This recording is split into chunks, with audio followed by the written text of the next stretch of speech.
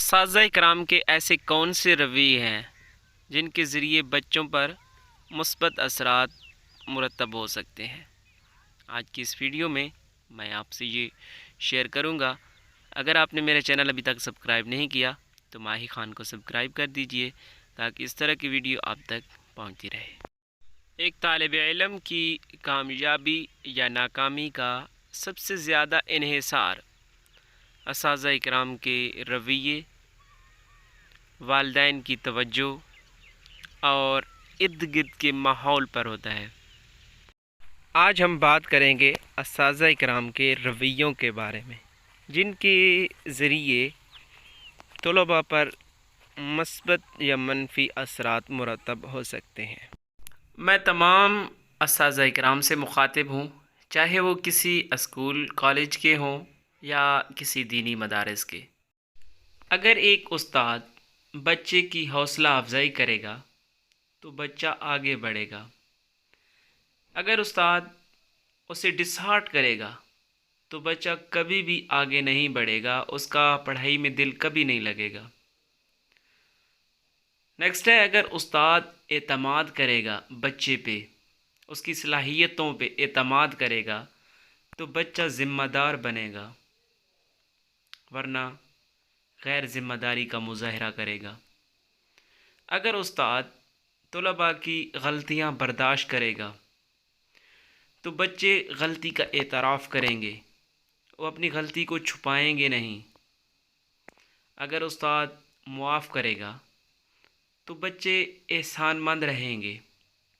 اگر استاد طلباء کی عزت کرے گا تو بچے عزت کرنا سیکھیں گے۔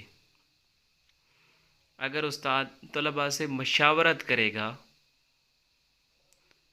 بچہ اپنا مسئلہ آسانی سے بیان کر سکے گا۔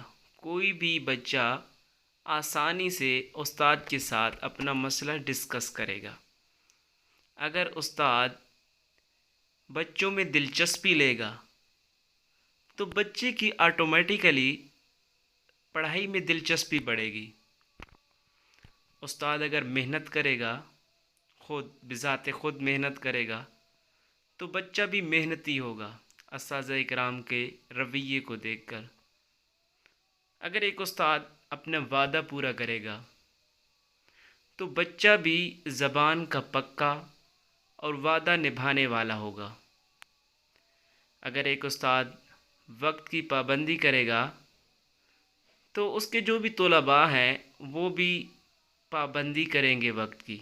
اگر اساتذہ کرام انصاف کریں گے تو بچے حقائق کو تسلیم کرنے والے بنیں گے، اور اگر استاد نفاست پسند ہوگا، ڈسپلن کا خیال رکھنے والا ہوگا تو اس کے جو بھی طلباء ہیں وہ مہذب بنیں گے اور وہ معاشرتی اقدار کی پاسداری کرنے والے بنیں گے۔